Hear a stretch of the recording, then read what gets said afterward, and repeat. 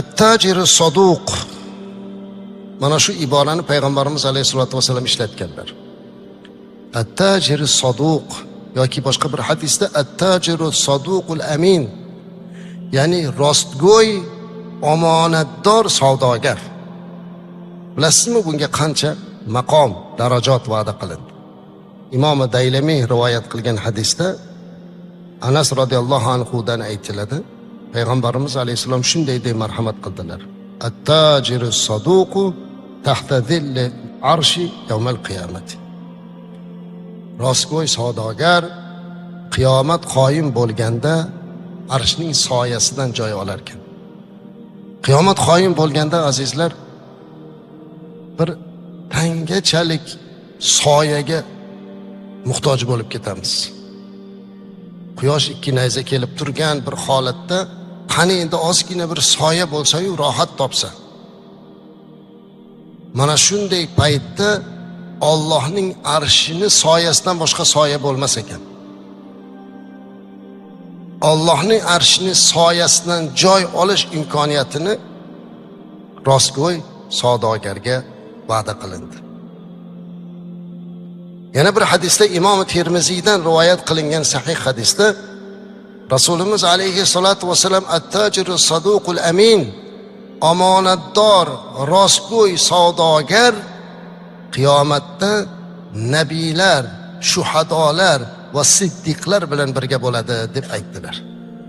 Aziz savdogar akalarimiz, ukalarimiz, birodarlarimiz, qiyomatda Allohning arshini soyasidan joy olishni xohlaysizmi?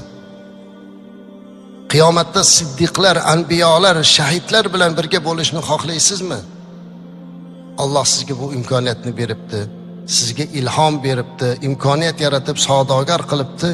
Agar siz o'sha aytgan at-tajiru saduqul amin sifatidagi savdogar bo'lsangiz, mana shu imkoniyatni bu dunyoda o'zida topib olasiz.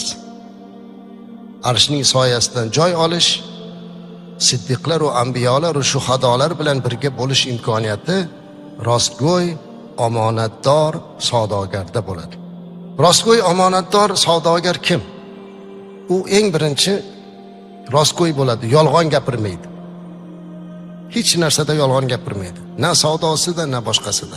Chunki payg'ambarimiz alayhisolatu vasallam boshqa bir hadislarda aytadilarki, as-sidq yahdi ilal bir val bir yahdi ilal jannah deydilar. Rostgo'ylik insonlarni birga, yaxshilikka yetaklaydi, bir esa jannatga yetaklaydi deb aytadilar. Val kizib, yolg'onchilik esa yahdi ilal fujur, fujurga yetaklaydi. Fujur yahdi ilal nar, ammo fujur esa do'zaxga yetaklaydi. Shuning uchun rostgo'ylik eng birinchi o'rinda turish kerak savdogarda.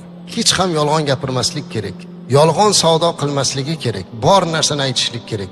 Savdogarlik Rasulimiz alayhisolatu vasallamdan bizga meros. U zot savdogar bo'lganlar, tojir bo'lganlar. Ham o'zlari hayot davrlarida qo'y boqib, cho'ponlik qilib chorva bilan shug'ullanganlar payg'ambarlikdan avval. Ana bundan keyin hammamizga ma'lumki, Hadicha onamizning karvonlariga boshliq bo'lib, Shom-i Sharifga karvon olib borib savdogarchilik qilganlar. Rasulimiz alayhisolatu vasallam bilan savdoda birga bo'lgan Maysara ismli qul u zoti bobarakotni hali payg'ambar bo'lmasdan turib ham savdoda yolg'on aralashtirmasdan haqiqat ila savdo qilganini aytib o'tadi. Yolg'on gapirmasdan, halollik bilan qo'rqib Allohdan mana shunday savdo qilishlik payg'ambarimiz alayhisolatu vasallamning bizlarga ta'limoti azizlar.